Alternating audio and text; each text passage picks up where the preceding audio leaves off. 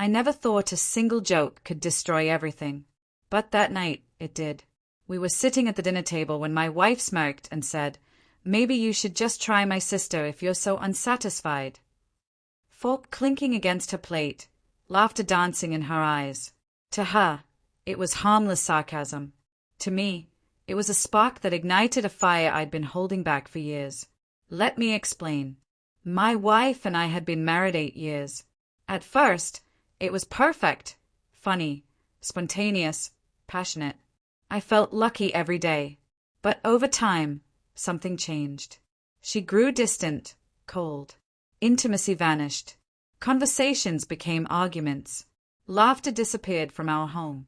I tried everything, date nights, small gifts, open talks, but nothing worked.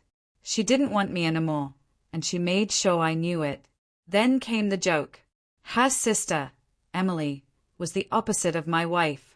Warm, caring, genuinely attentive. At family gatherings, she noticed me, asked about my job, smiled like she meant it. I buried my attraction out of respect. But that night, something in me snapped. The following week, my wife went out with friends. Emily stopped by to drop something off. We talked, as always, but this time, the air felt different. I half laughed and said, "Your sister once told me I should try you instead." Emily froze, then laughed nervously, a blush spreading across her cheeks. That was the moment I knew the joke wasn't staying a joke. Days turned into weeks. Texts started innocently, memes, check-ins, but soon we were confessing how lonely we felt, how unappreciated, how trapped in pretend. It was like finding water in a desert I hadn't realized I'd been dying in. The first time we crossed the line almost felt accidental. A family barbecue, too many drinks, hands brushing, neither pulling away. Later that night, she found me outside. "This is wrong," she whispered. I answered, "So is what your sister's been doing to me for years." That was all it took. One kiss, then another. The floodgates opened.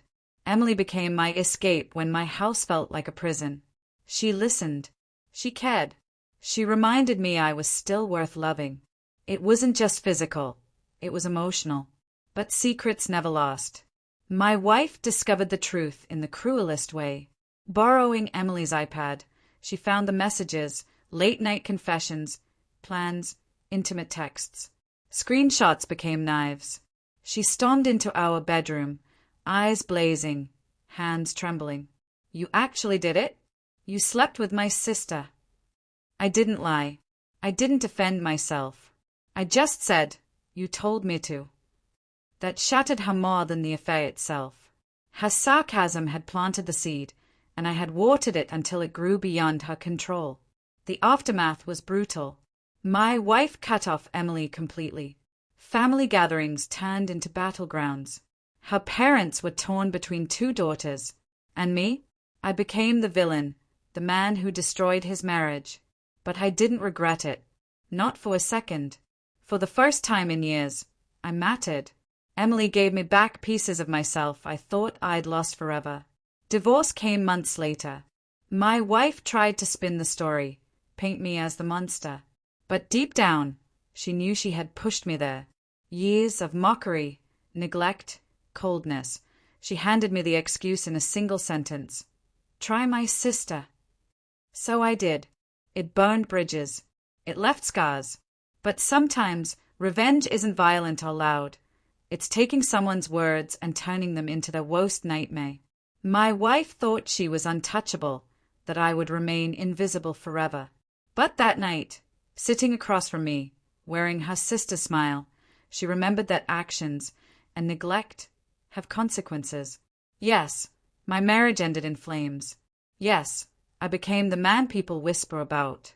But I also became a man who stopped being a ghost in his own house. And if I had to do it all over again, I would. Because sometimes the cruelest revenge isn't what you plan. It's what happens when someone hands you a match and dares you to light it.